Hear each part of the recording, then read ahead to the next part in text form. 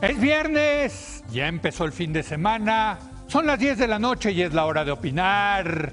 Hoy, junto con Julio Patán, Irene Miret y Benito Taibo, vamos a hablar de los 100 años del nacimiento de Ray Bradbury, escritor estadounidense, uno de los mayores exponentes de la literatura de ciencia ficción. Así que quédese aquí en Foro TV, que ya comenzó la hora de opinar.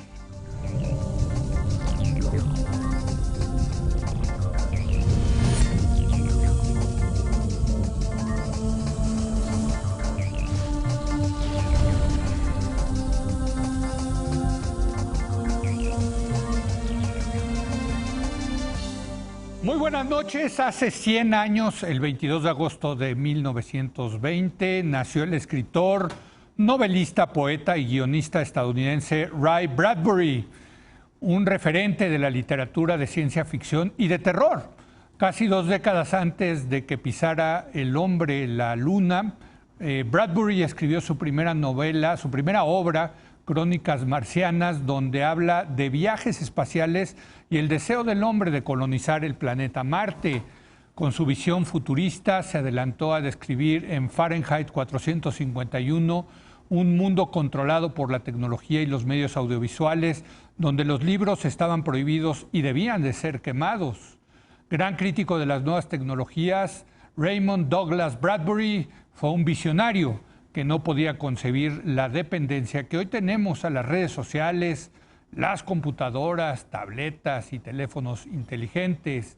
Para hablar del centenario de su nacimiento y de su obra literaria, genial obra literaria, diría yo, saludo a mi compañero Julio Patán. Julio, ¿cómo estás? Muy buenas noches. Querido Leo, ¿cómo estás? Qué gusto verte, porque ya te estoy viendo. Yo también, me da mucho gusto verte, querido Julio. Está con nosotros Irene Miret, ella es periodista y productora de radio y televisión. Irene, ¿cómo estás? Muy buenas noches. Muy bien, muchas gracias. Muy contenta de que hablemos de el referente absoluto para la ciencia ficción y mucho gusto de compartir además con Julio y con mi queridísimo Benito. Y bueno, precisamente está Benito Taibo, él es escritor, periodista y promotor de la cultura. Benito, qué gusto tenerte por acá. Un placer estar con ustedes, de verdad es un placer y además poder hablar del tío Ray, porque así lo consideramos todos. Ahora, yo quisiera empezar armando bronca. Venga. No es un escritor de ciencia ficción, ni él se consideraba así. Es un escritor de fantasía, o si quieren, llamémoslo de otra manera, de la literatura del asombro. No utiliza la ciencia para hacer su literatura, pero lo dejo ahí. Pues es un buen saque, es un buen arranque. Julio, ¿cómo lo ves?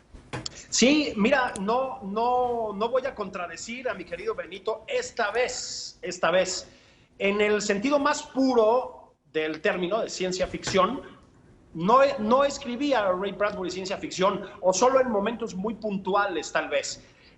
Lo que pasa es que tiene una novela que es pues, su libro más popular y con menos merecimientos, además, que es Fahrenheit 451, ya hablabas de ello en entrada, que escribe en eso que se llama la literatura distópica, ¿no? Como bien dices, habla de bueno, para Bradbury era un futuro cercano, nosotros no, en el que el sistema, el régimen, usa a los bomberos para quemar libros. Los libros, la inteligencia, el razonamiento, el discernimiento, la polémica, todo eso están proscritos.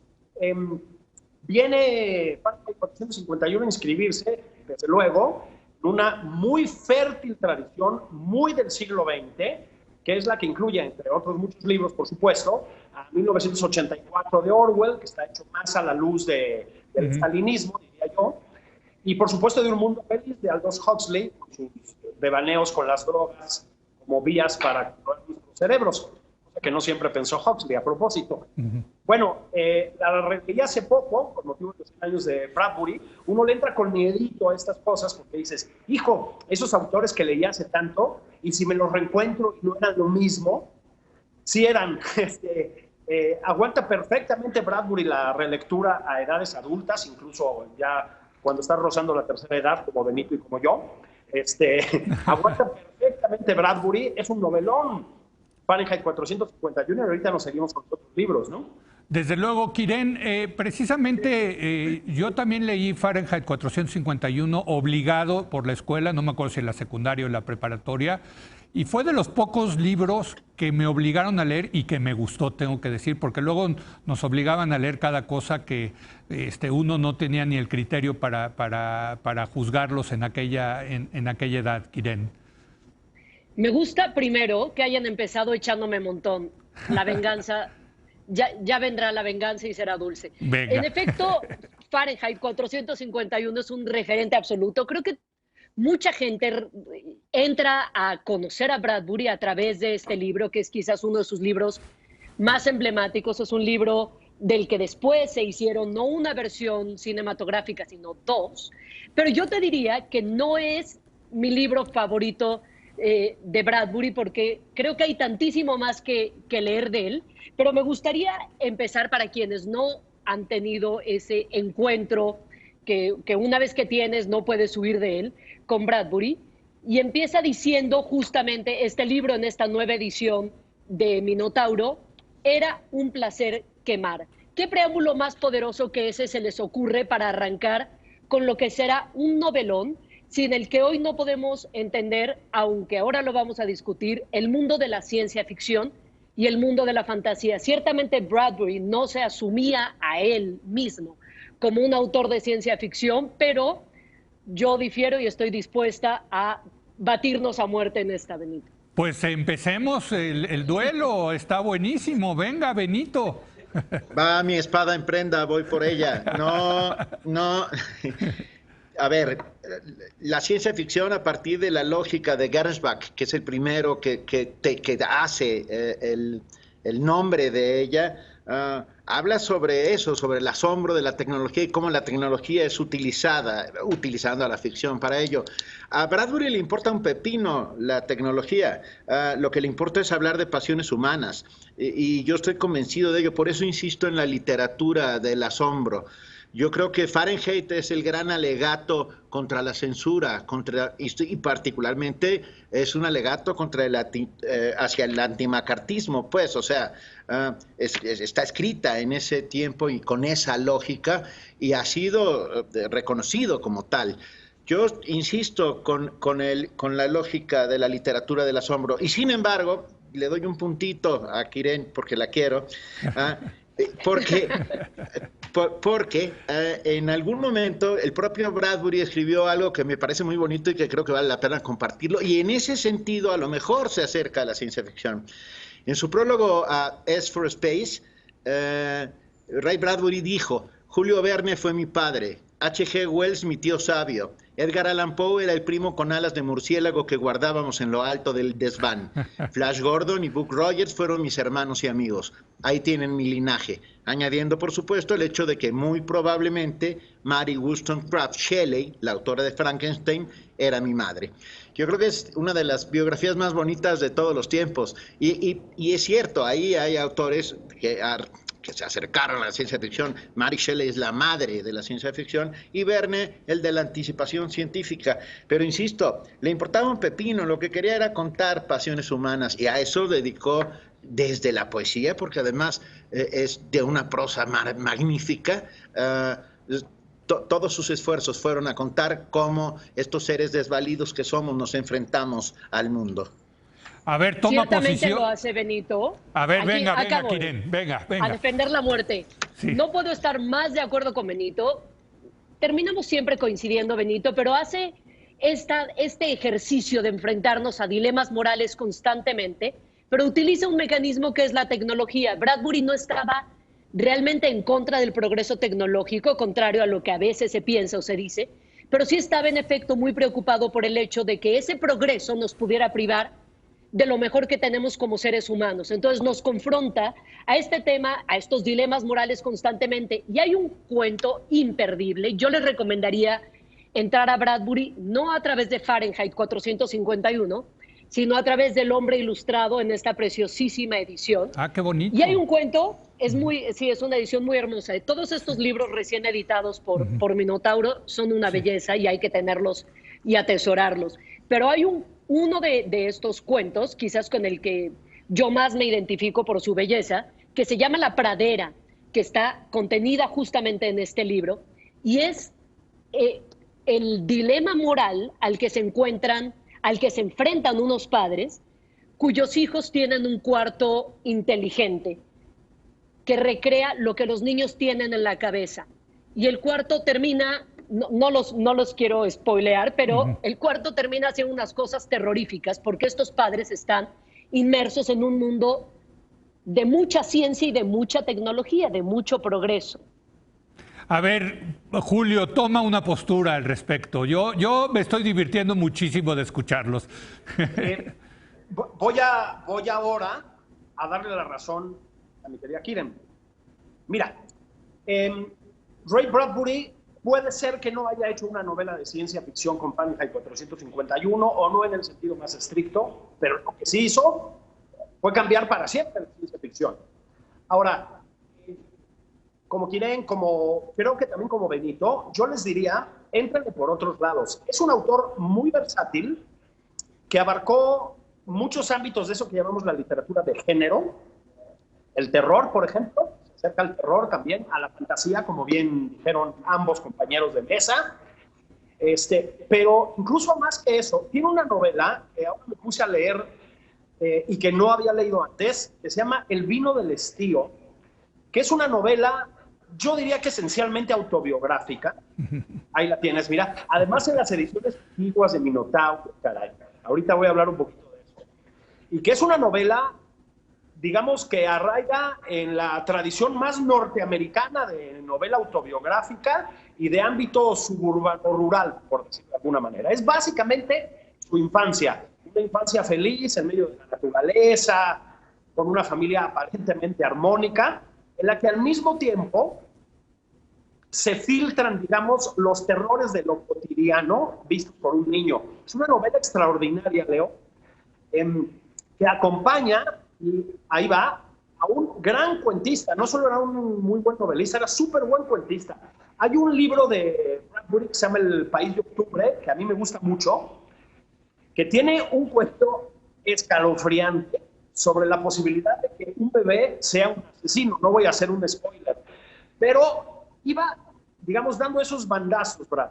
Es decir, tiene una prosa, como bien dijo Benito, súper sutil, sofisticada, armónica, rítmica, una belleza, y al mismo tiempo tiene unos coqueteos con lo horroroso, con lo oscuro del alma, con lo oscuro del mundo, que son tremendos, ¿eh? Entonces, un poco creo que vamos para allá. Más allá de que sea o no sea un autor de ciencia ficción, también ciencia ficción es un término que acepta, digamos, definiciones muy diversas, ¿no? Más allá de que lo sea o no, en lo que creo que vamos a coincidir es en que es un autor mucho más allá de la ciencia ficción. Es decir, se nos olvida, porque luego estas obras tan populares y con tanto peso opacan un poquito lo que está atrás, ¿no? A ver, era mucho más que un autor de ciencia ficción. Más allá de este debate de la ciencia ficción, Benito, yo quisiera, porque a mí me parece muy importante este tema de la tecnología, porque es un tema muy contemporáneo, muy del día de hoy, de cómo la tecnología nos lleva precisamente a esos dilemas morales. Ahí sí estarías de acuerdo que Bradbury juega un papel fundamental, ¿no? Lugar a dudas, pero también, y perdón, parezco el terco de la película, pero a lo mejor de eso se trata. Sí, no, de eso se trata. A mí, casi todos los cuentos de Bradbury, y a pesar de que hay viajes por el tiempo, a pesar de que hay fantasía, a pesar de que hay terror, todos me parecen salidos de un cuadro de Norman Rockwell. Yo creo que Bradbury era el gran romántico bucólico. Veías el paisaje del medio oeste rural norteamericano que parecía inofensivo y sin embargo estaba lleno de monstruos y de pesadillas y de posibilidades. Es cierto que le asustaba la tecnología y sin embargo Y sin embargo, claro, la usa. Ya no vamos a discutir lo de la ciencia ficción. Yo insisto en la literatura del asombro, pero da igual. Sí. Poco antes de morir, Bradbury vio el despegue de la sonda que llegaría hasta Marte y alguien le preguntó, oiga, don Rey, ¿qué espera de esto? Y la respuesta es bellísima. Y él dijo, espero que cuando llegue la sonda haya un montón de marcianos con pancartas que digan, Ray Bradbury tenía razón. Ahora, este mundo, Benito, este mundo bucólico, es mucho, hay mucha literatura al respecto. Los rusos, por ejemplo, son muy bucólicos en general, ¿no? Por supuesto. ¿De dónde le viene a Ray Bradbury el tema bucólico?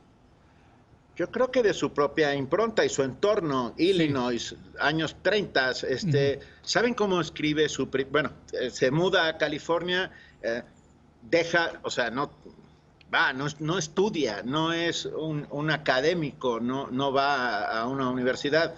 Y sin embargo sí va a una universidad, que es a UCLA, a la parte de abajo donde estaba la biblioteca y donde por 10 centavos la media hora podías escribir en una máquina de escribir. Él no tenía una máquina de escribir. Mira.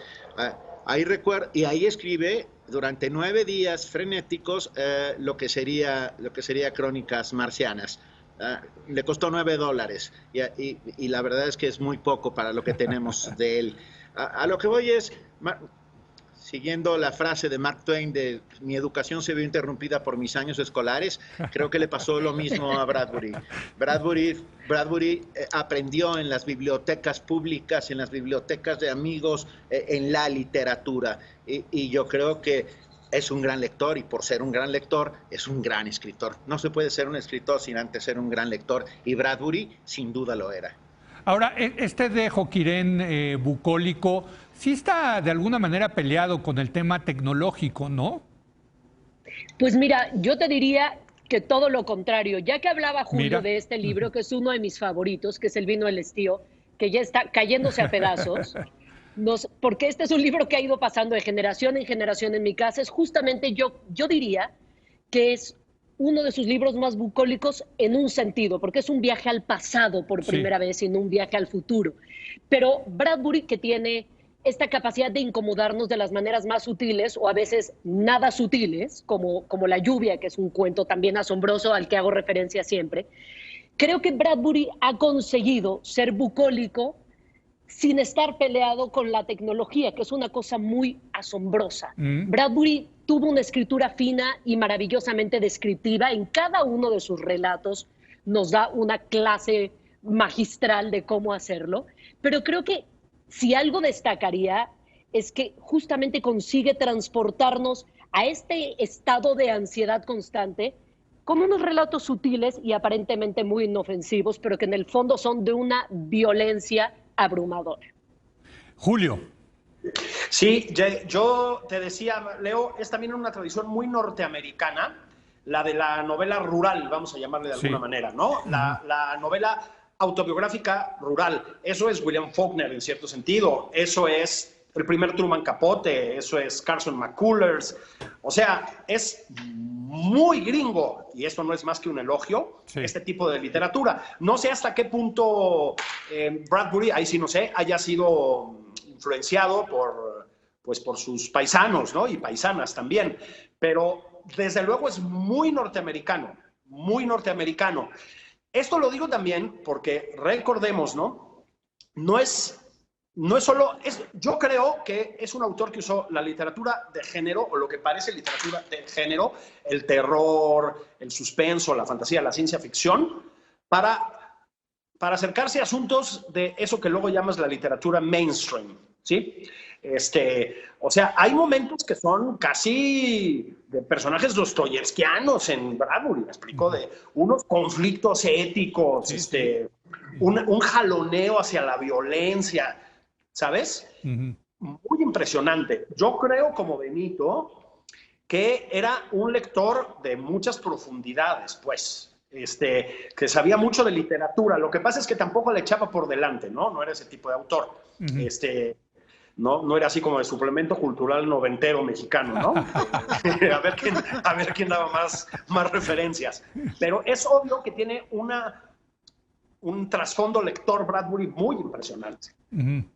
Ahora, si les parece, tengo que hacer una breve pausa. Veo que creo que Benito está teniendo algunos problemas ahí de audio. ¿Sí? Suena la lavadora. Ah, suena la lavadora. No, pues Benito, eres polifacético en serio, ¿no? ese mundo bucólico donde hay que ir al río a lavar la ropa. No. Lo mataste, Benito, lo mataste. Bueno, vamos a hacer una breve pausa y regresamos con Kiren, con Benito y con Julio a seguir hablando de este titán de la literatura que fue Ray Bradbury.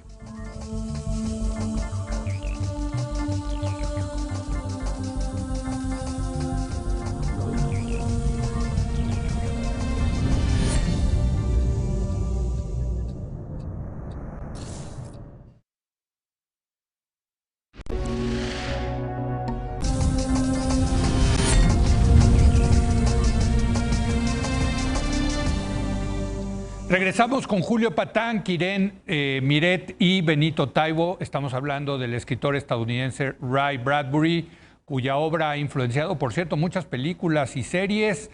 Se dice que Los Simpsons, yo no sé por qué dicen que Los Simpsons, no sé si ustedes tengan muy claro por qué dicen que Los Simpsons han sido influenciados por Ray Bradbury. Julio, ¿tú sabes? ¿O Benito o Kiren?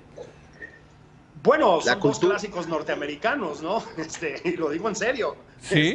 Contienen al mundo entero, Los Simpson, como Bradbury también.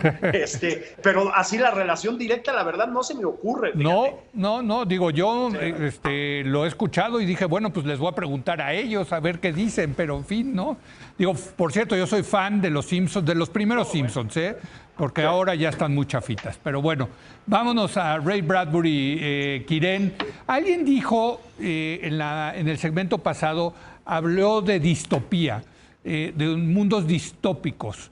Creo que sí hay ese elemento en alguna de la obra, en algunos de los aspectos de la obra de Bradbury, ¿no? Yo creo que sí, que si algo define a Bradbury es justamente eso.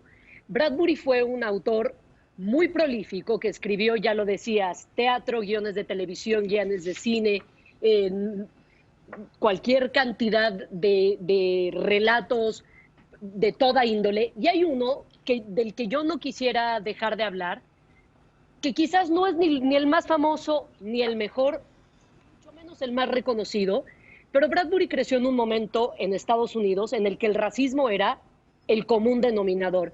Y él, a pesar de ser un hombre blanco, estadounidense, medianamente educado, no se lo tomen a mal, quiero decir, educado en la academia, él tenía una percepción del racismo muy peculiar. Hay un cuento, al que hago referencia, que se llama El otro pie, que habla de cómo la gente de color, como los negros, dejan la tierra porque terminan perdiendo todas sus pertenencias ahí, donde la tierra termina siendo quemada y ellos, pues aquí sí los voy a spoilear, cómo terminan recibiendo a la gente blanca diciéndoles, a pesar de que nos mandaron al fondo de los camiones, a pesar de que nos quemaron, a pesar de que nos colgaron de los árboles, a pesar de que teníamos que lustrarles los zapatos, hoy les damos la bienvenida porque no queremos ser igual a ustedes.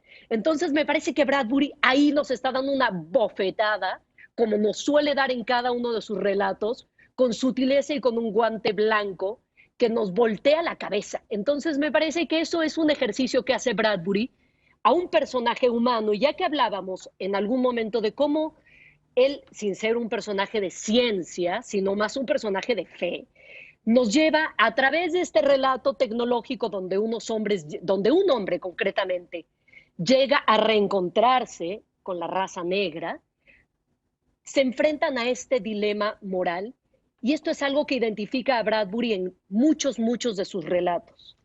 Oye, vaya tema vigente, Benito, hombre, es que si lo estamos viendo.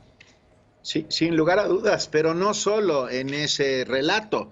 Hay que decir que en las propias crónicas marcianas es un alegato contra el racismo.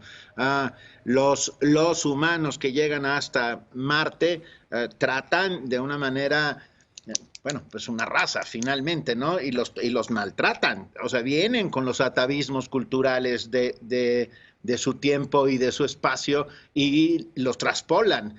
Hay un momento maravilloso en Crónicas Marcianas en que hacen una reconstrucción de un pueblo de 1800, insisto, hasta en Marte hay escenas bucólicas, ¿no?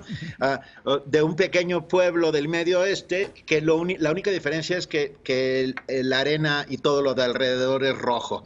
Pero volviendo, creo que uno de los grandes escritores norteamericanos y que en su momento no fue reconocido como tal ni mucho menos, fue bastante apartado, o sea, no metido en el canon. Una de las mejores demostraciones de qué tan norteamericano era Ray Bradbury, estadounidense, porque norteamericanos también somos nosotros, sí. Es una frase suya bellísima que dice: 10 minutos de lágrimas o un helado de chocolate o todo junto es la mejor medicina.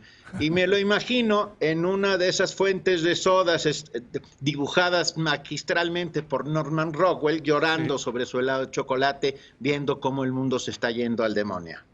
Ah, qué bien, qué bien. Julio.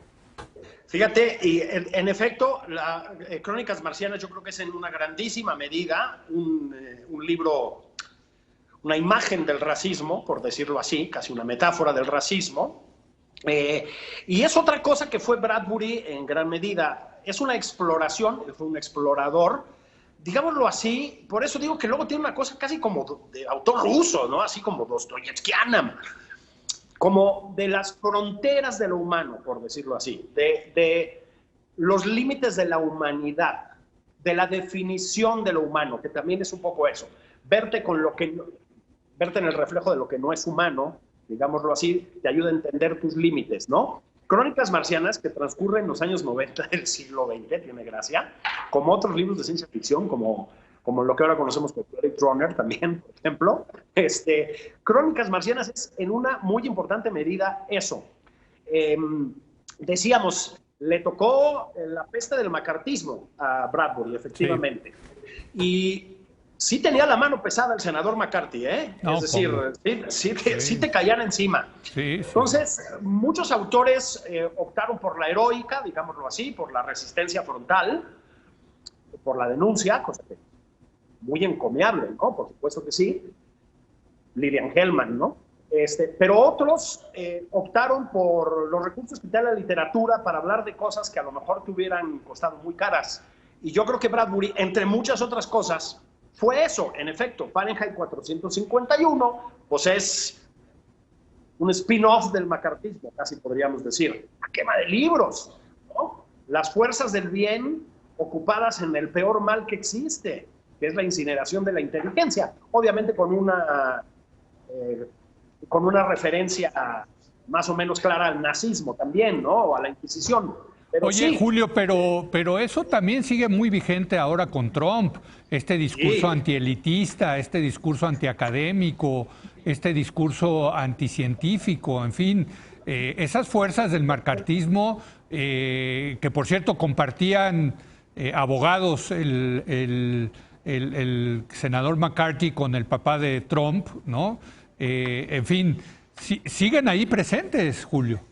Absolutamente. Yo decía, vamos a ponernos, nos estamos poniendo cultísimos, sí. Pero decía el gran Primo Levi, sí, que fascismo, y a final de cuentas estas son manifestaciones del fascismo, aunque sean sí. menos brutales, ¿no? El fascismo no es una cosa que se invente, no es una cosa que se imponga desde la cúpula hacia abajo. Es una cosa que nos acompaña un poco a todos, en mayores o menores medidas, y que se potencia, se maximaliza, florece cuando se le impulsa desde el Estado, ¿no? Sí. El nazismo también necesitaba algo en una parte de la población alemana para florecer, o el fascismo en Italia, ¿no? Uh-huh. Bueno, yo creo que en los Estados Unidos, que es un país muy libre, muy democrático y muy justo, también hay mucho racismo anidado. Y creo que aprovechó la oportunidad para brotar de una manera grotesca. Pues sí, tenemos un presidente explícitamente racista en los Estados Unidos, ¿no? Esto es casi inédito, digamos, desde hace ya muchos años.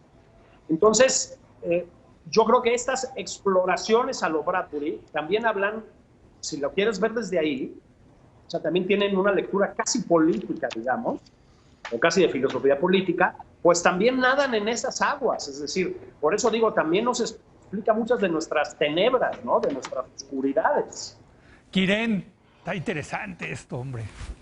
Sí, justamente esto que dice Julio tiene todo el sentido, porque Bradbury hace constantemente esta confrontación a estos dilemas que a veces parecen lejanos e inauditos, como Marte, pero luego nos enfrentan a cosas que si las deshebramos, y ahora quiero regresar a cómo leer y releer a Bradbury, muchas veces resultan no ser ni una cosa ni la otra. Creo que Bradbury es un autor al que uno puede leer inicialmente, hacer una lectura superficial de un lindo relato, o que puedes leer a profundidad, deshebrar un poco y entender que el mensaje de Bradbury es muchísimo más poderoso que lo que uno puede leer en la superficie, ¿no? Él tiene, ya lo decía, una escritura fina y maravillosamente descriptiva, que además tiene esta capacidad de transportarte a Marte en los 90, cuando los 90 eran el futuro, ¿no? Sí. Entonces, me parece que no hay que perderse a Bradbury como un escritor situado en su época, pero también apuntando hacia el futuro con una claridad como pocos. Benito. Completa y absolutamente de acuerdo. Escribir fácil es lo más difícil del mundo. Eso sí, exacto. Y en el caso de Bradbury está completamente demostrado. Solo alguien con un perfecto dominio de la narrativa, de las estructuras, de la obra negra que se encuentra debajo de lo que está ahí, puede contarlo con esta lucidez. Sus escenas pueden suceder en el Illinois rural o en Los Ángeles o en Irlanda o en México. Creo que son esos 4 lugares, o en Marte, bueno, por supuesto, pero son esos 4 lugares. A Bradbury le encantaba México. Llegó hasta aquí en 1945 en coche, y hay una anécdota maravillosa. ¿Hasta aquí dices hasta la Ciudad de México? Hasta la Ciudad de México y parte del país. Llega a Oaxaca. Se toma un mezcal en una mezcalería y ve que está sentado en la mesa de junto uno de sus grandes héroes literarios, que es ni más ni menos que John Steinbeck, hablando de grandes personajes que con Las Viñas de la Ira cuenta una de las grandes epopeyas sociales de la historia norteamericana del siglo pasado, ¿no? Y bueno, y Bradbury no solamente estaba enamorado de Steinbeck, sino también de México. Tiene un cuento magnífico que se llama Las momias de Guanajuato, donde las momias de Guanajuato es solo un pretexto, no importa, pero en El árbol de las brujas, que es una de sus novelas que algunos han tildado de juveniles, yo no le quiero poner una etiqueta, y sin embargo puede ser leída por jóvenes y completamente disfrutada, por supuesto, igual que el resto de su obra. Los chicos viajan por el tiempo y el espacio y llegan a México en un Día de Muertos. Y Bradbury trata esta relación con México con un inmenso cariño, con México y con los mexicanos, hay que decirlo, esto es importantísimo. Ese es un nuevo alegato contra el racismo en estos tiempos difíciles, oscuros y violentos en los que vivimos.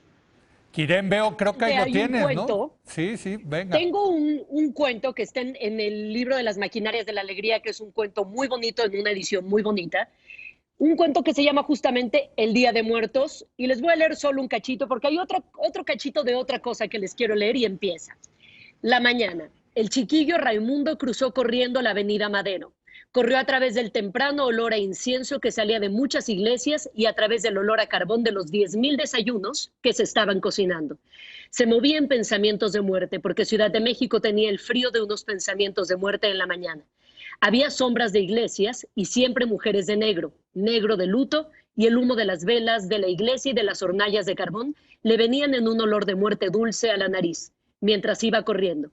Y no le pareció extraño, pues todos los pensamientos eran de muerte ese día.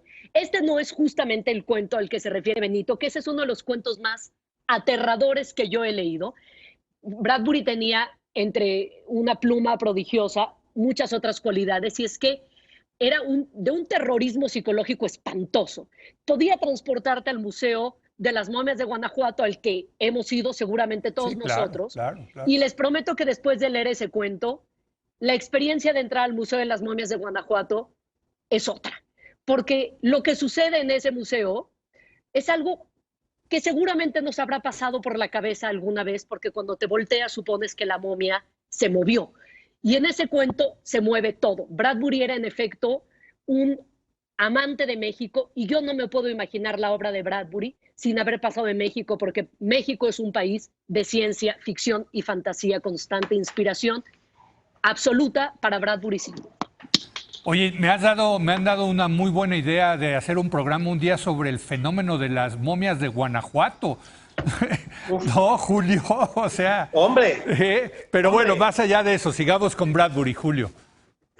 Mira, lo de las momias de Guanajuato, hago la pausa, es una gran idea, ¿eh? Sí. Tim Burton, el director de cine, se vino a dar una vuelta. Ah, no sabía. Aparecen, sí, claro, porque veía las películas del Santo. Sí. Bueno, Entonces, santo contra las Santo, momias de Guanajuato. Ahí está. claro, no, Sí. pues por supuesto. Sí, Oye, yo llevé a mis hijos y me reclamaron, ¿por qué nos trajiste a esta cosa, papá? es espantoso, es espeluznante. Es Yo absolutamente espeluznante. Perdón, Benito. Perdón, Sí. yo sufrí muchísimo más en mis pesadillas con la mano de Obregón que con las momias de Guanajuato. Sí. Creo que ya Esa cosa quitaron, me no falta, creo, ¿no? ya quitaron la mano de Obregón. No, ya Ya la quitaron. Ya la quitaron. Pero las charamuscas que venden afuera de las momias de Guanajuato, que parece que en efecto te estás masticando una momia, Sí. son incomparables.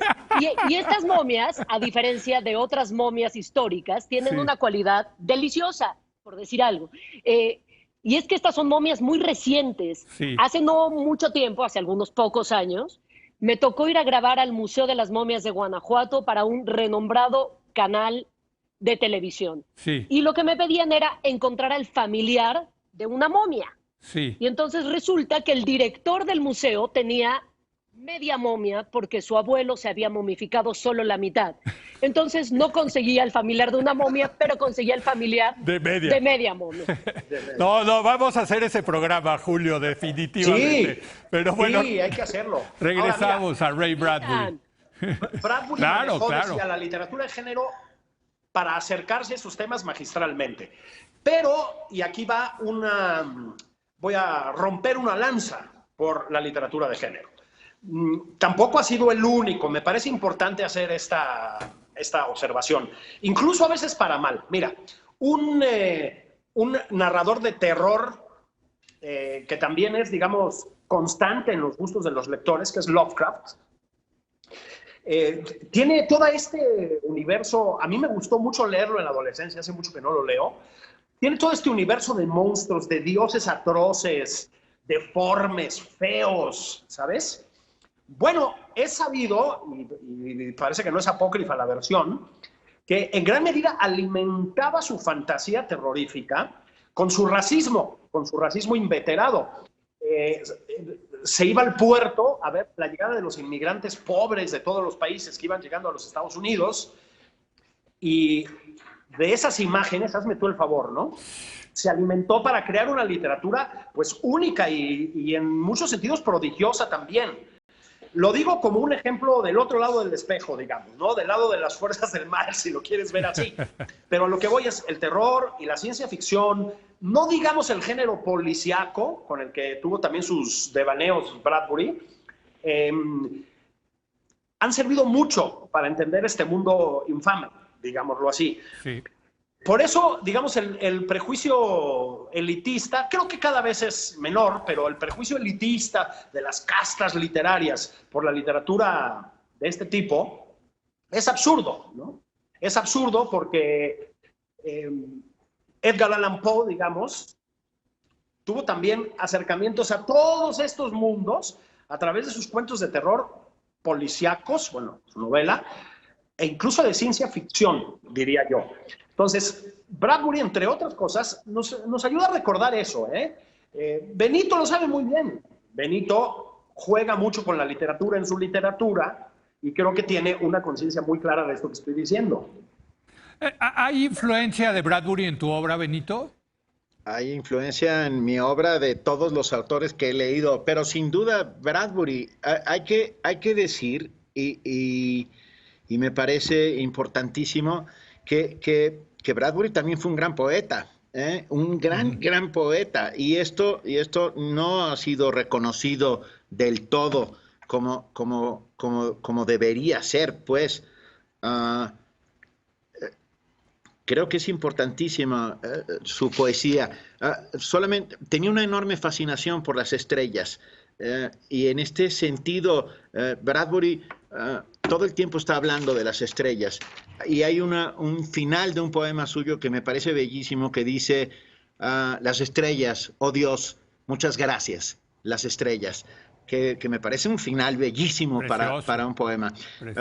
Era un poeta que escribía en los géneros y sobre todo en los subgéneros, ¿no? Porque toda esa literatura, la literatura del asombro, de la ciencia ficción policíaca, de la fantasía, siempre fue vilipendiada por el canon, ¿no? El canon nunca la miró porque le parecía menor de muchas maneras. El otro día me preguntaban que qué me parecía que no le hubieran dado el Nobel a Bradbury, y yo lo que decía es que lo asombroso es que se lo hubieran dado a Winston Churchill, ¿no?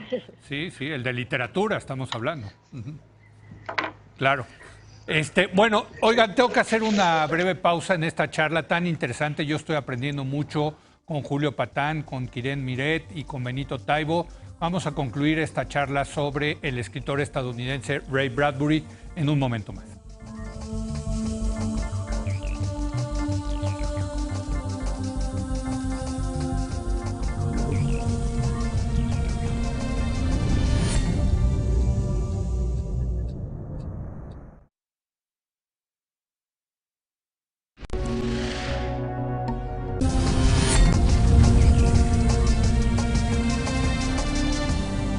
Estamos de regreso en esta charla interesantísima. De verdad, yo he aprendido mucho con Julio Patán, con Quiren Miret y Benito Taibo sobre el gran escritor estadounidense Ray Bradbury.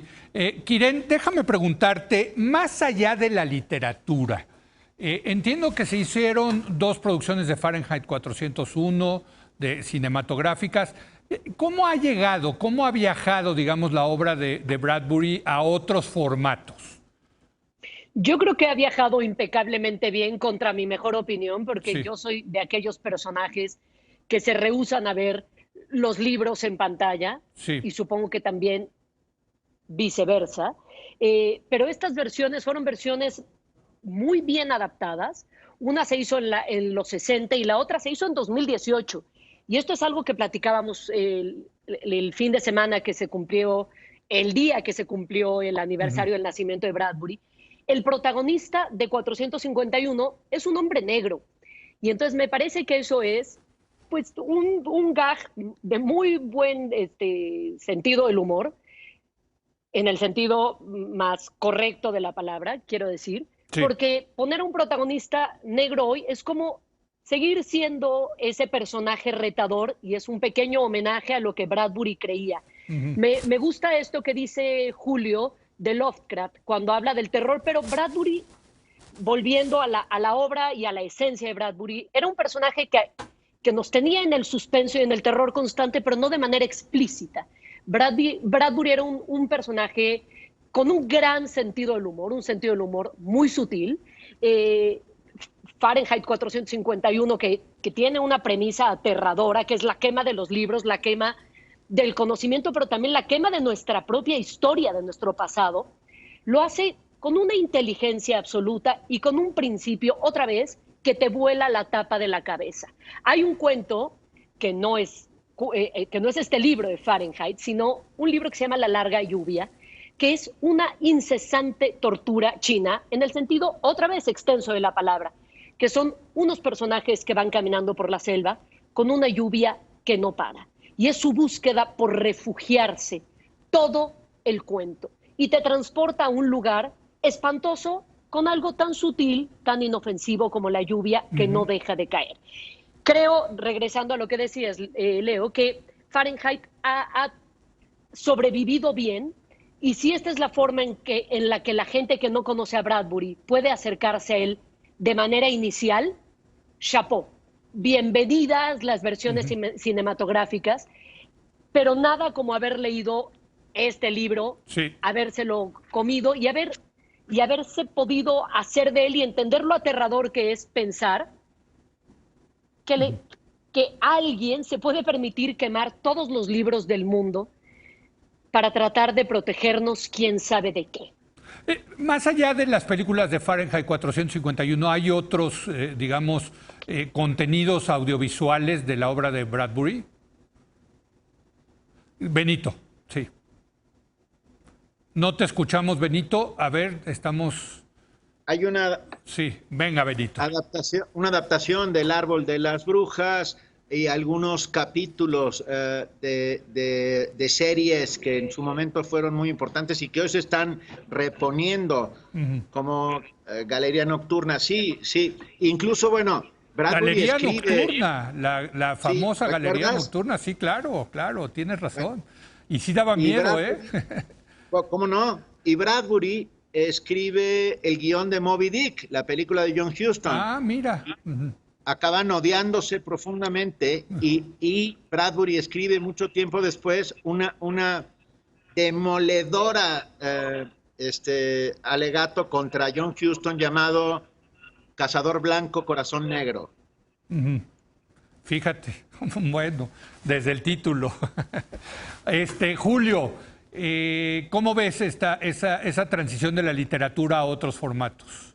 La película primera, la primera adaptación de Fahrenheit, hay una también de Crónicas Marcianas, si recuerdo bien, pero la primera de Fahrenheit es nada menos que de François Truffaut, es decir, el menos petulante de los cineastas de la nueva ola francesa, diría yo, que es una muy buena versión, un poco por lo mismo que dice Quirem, porque para adaptar una obra extraordinaria literaria al cine de manera extraordinaria, es paradójico, pero hay que traicionarla para hacerle fiel, digámoslo así. Y creo que eso es lo que se consiguió en ese caso, ¿no? En efecto, además fue un abundante guionista, bastante abundante, Ray Bradbury, porque forma parte de la otra vez muy gringa manera de enfrentar el oficio de escribir.